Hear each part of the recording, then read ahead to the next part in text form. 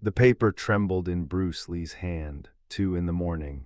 Oakland heat thick enough to choke on. The street kid who delivered it had vanished into shadows, leaving only the crumpled note and the smell of gasoline from a leaking car down the block. Bruce smoothed the paper against his thigh, eyes tracking the crude handwriting under the porch light. You talk about real fighting but never test it. Meet me tonight if you are real. His jaw muscles flexed, tightened. The words were not a request, they were an accusation that clawed at everything he believed. Every technique he refined, every principle he taught. He knew the pattern: darkened alleys, multiple attackers, knives appearing when fists failed. Oakland after midnight belonged to men who had nothing left to lose, and that made them the most dangerous of all. Imagine being there, standing at the edge of validation or destruction. Bruce folded the note once, twice. His knuckles pressed white against the paper. He could walk away, protect his reputation, his students, his life, but walking away meant admitting his philosophy was only theory, words without weight, movement without consequence. He slipped the note into his pocket and reached for his car keys. What waited in that alley would either prove everything or end it. The car rolled to a stop 3 blocks from the address, headlights cutting through Oakland fog. Ted Wung sat rigid in the passenger seat, knuckles pale against his thigh. He had followed Bruce into dojos and demonstrations. But this felt different. They walked in silence. The warehouse district swallowed sound, leaving only the crunch of gravel underfoot and the distant hum of industrial ventilation. Bruce's nostrils flared, oil, rust. Something sharper, sweat-laced with adrenaline. The alley opened like a throat. Shadows peeled from brick walls, 1 silhouette, 3, 7, 10, each figure positioned with deliberate spacing, blocking exit routes. Few men could read a tactical setup this clean and still choose to enter. At the center stood a man who wore violence like a second skin, Marcus Blade Johnson, 6'1", 190. His face bore scars that told stories no dojo student would ever comprehend. A puckered line across his jaw, another bisecting his left eyebrow, knuckles mapped with white tissue from breaking bone and concrete. Prison ink crawled up his forearms, faded blues and blacks that predated fashion. But his eyes, they held no anger, no bravado, just the flat, surgical focus of a predator calculating kill angles. Marcus smiled. It did not reach those eyes. Marcus stepped closer, and the stench hit, stale cigarettes mixed with the sharp tang of old sweat. His voice came out like gravel scraped across concrete. I heard you are the real deal. Let us see. He rolled his shoulders, neck cracking audibly. No rules, street rules, we fight till one cannot. Bruce held his ground, cataloging details his life might depend on. Prison tattoos snaked up Marcus's forearms, crude ink that marked years behind walls. Knife scars crisscrossed his knuckles, white lines against dark skin, each one a story of survival. The man's stance wasn't formal, wasn't structured. It was the posture of someone who had killed to stay breathing. This wasn't a dojo challenge. Bruce's pulse quickened, but his face remained calm. He had faced masters, champions, choreographed movie violence, but this was the mathematics of genuine harm. Marcus shifted his weight, and Bruce noticed the slight favor of his left leg, old injury, compensated through brutal experience. Ted's breathing grew shallow behind him. Marcus tilted his head, studying Bruce with the patience of a man who had nothing left to lose. You scared now? The question hung between them like a blade waiting to drop. Bruce's voice cut through the darkness. You understand this could end badly for one of us. The words hung in the oil-thick air. Marcus's laughter erupted, a bitter, razored sound with no joy behind it. I have been stabbed twice, shot once. He rolled his left shoulder, and moonlight caught the puckered scar tissue there. Badly is relative. The street fighters moved, not rushed, deliberate. Boots crunched over broken glass as they closed in from all sides, forming a circle of bodies that smelled like sweat and cigarette smoke. 10 men, no exit routes. the alley transformed into an arena with rules written in blood. Ted's hand drifted toward his pocket. Bruce shook his head, one small motion. Final, Ted's hand stopped, dropped. "This must happen," Bruce said quietly, more to himself than anyone. Marcus cracked his knuckles, each pop deliberate. Prison ritual, the sound echoed off brick walls that had witnessed worse. Somewhere in the warehouse behind them, a door slammed, metal on metal. The noise rolled through the night like a gong. Marcus stepped forward into the center of the circle.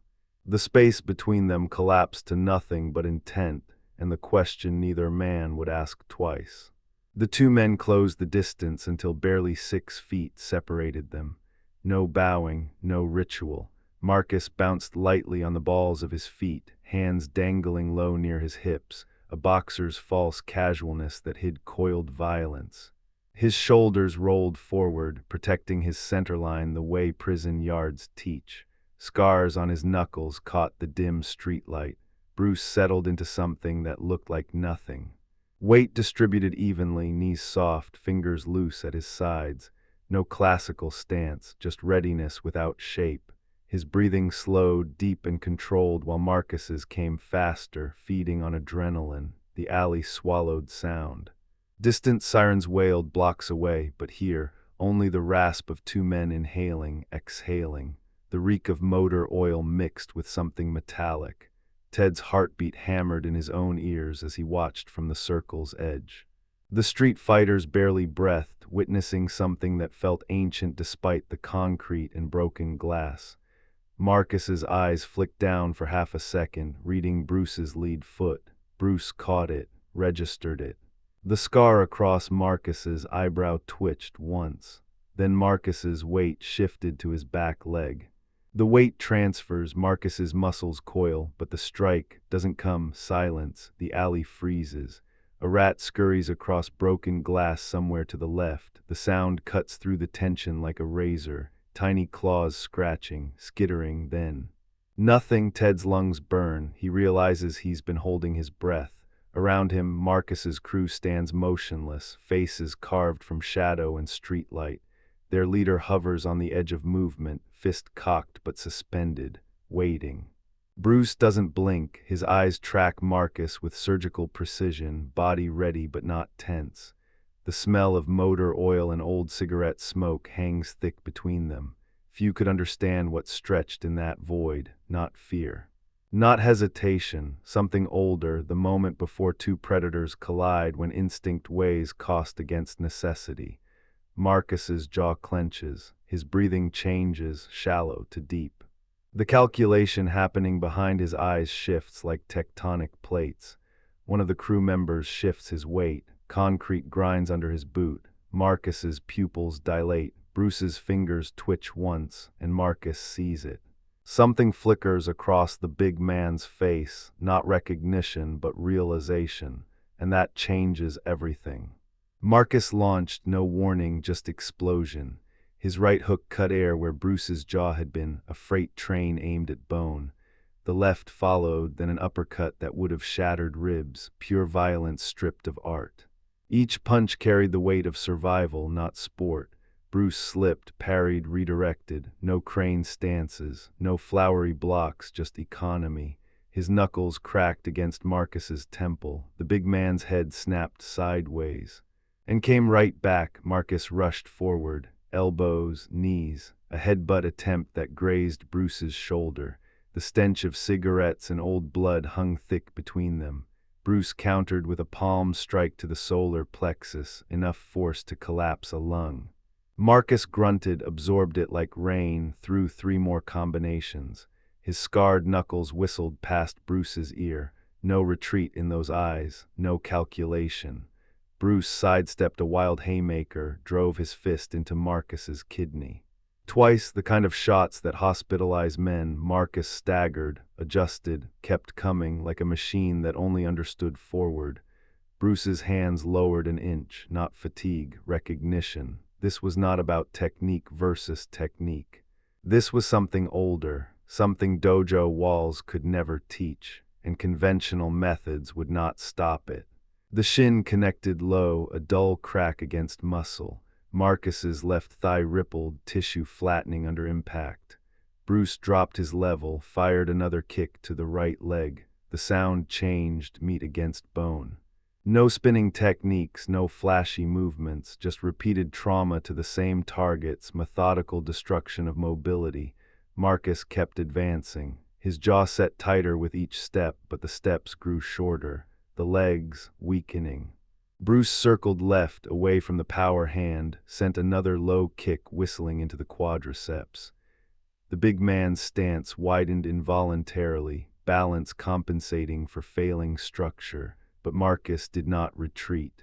He lunged forward, accepting another kick to close distance, hands reaching for Bruce's throat. The commitment left him exposed for half a second. Bruce sidestepped, felt Marcus stumble on the compromised leg, and moved behind.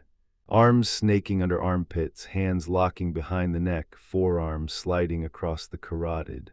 The choke bit down. Marcus's hands clawed at the forearm, iron fingers digging for release. His neck muscles bulged like bridge cables under impossible tension. Bruce squeezed, not with arm strength but with positional pressure, body weight driving the constriction deeper. 1.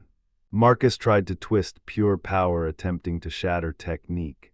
2. The street fighters pressed closer. Ted's knuckles went white. 3. 4. Marcus's face darkened, veins rising across his temples. His breath came in strangled gasps. Still fighting, still refusing. 5. 6. The hands on Bruce's forearm weakened, fingers losing their bite. 7.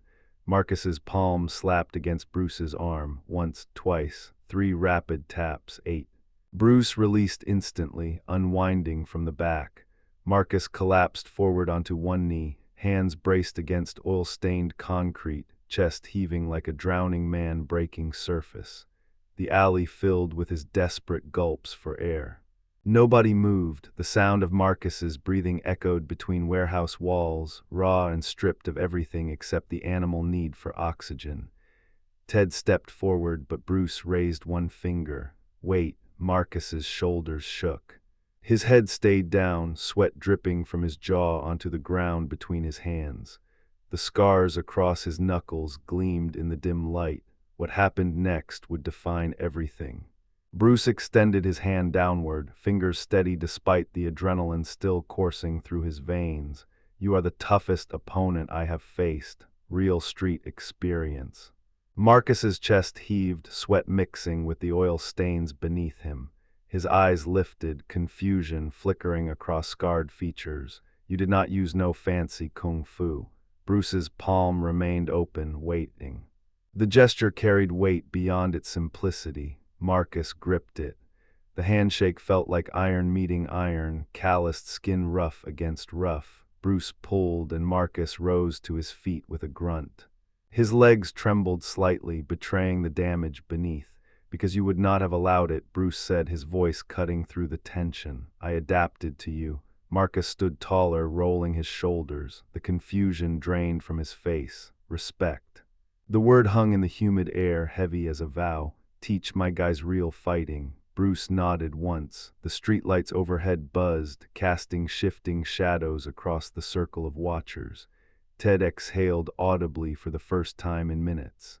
But behind Marcus, one of the crew stepped forward, a wiry fighter with a shaved head and knuckles wrapped in tape. His jaw clenched visibly. Marcus might have tapped, but the rest of them had not agreed to anything. Marcus raised one scarred hand. The crew member froze mid-step. No words exchanged, just a look that carried years of leadership earned through blood.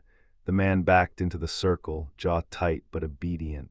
The alley exhaled tension like steam. Bruce met Marcus's eyes. I will teach them, if you teach me about real street survival. Marcus blinked twice. You serious? You know things I cannot learn in any dojo. A slow grin cracked Marcus's face, transforming the brutal landscape of scars into something almost human. Deal. The underground club became a laboratory where philosophy collided with concrete reality. Bruce tested techniques against fighters who had nothing to lose.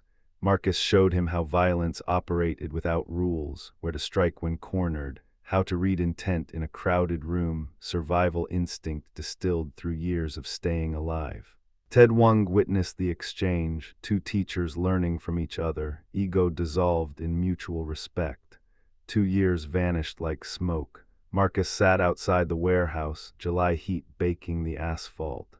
A young journalist leaned forward, recording. "Why do you respect Bruce Lee?" Marcus's voice carried the weight of earned truth. "He came to my world, fought my way, beat me, then asked to learn from me. That is real."